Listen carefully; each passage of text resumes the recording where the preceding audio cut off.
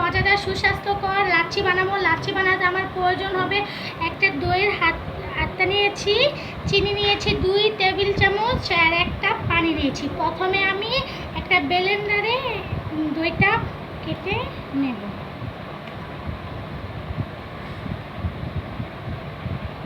ব্লেন্ডারে নিয়ে নিলাম। এখন আমি 2 টেবিল চামচ এখানে দিয়ে দেব। 2 টেবিল চামচ চিনি দিয়ে দেব। তারপর 1 কাপ পানি দিয়ে দিলাম। মানে এটাকে একটু হালকা হালকা হালকাভাবে দেবেন যেন এটা না লেগে যায়। এখন আমি এটাকে আমি ব্লেন্ডারে এবার আমি ব্লেন্ডিং করব। এখন করব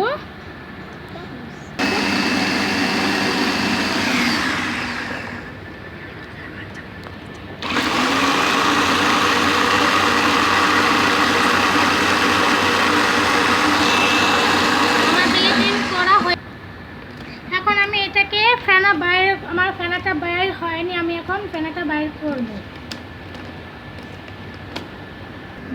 এটা এখনো ফেনা হয়নি, এটা ফেনা করার জন্য আর একটু ব্লেন্ডিং করব।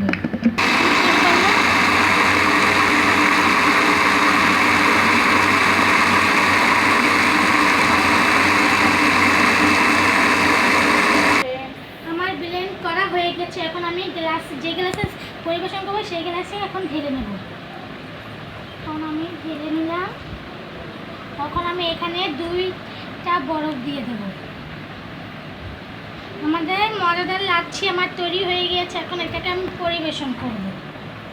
আমি এখানে ফল কেটে পরিবেশন করব। আমার পরিবেশন করা হয়ে গেছে।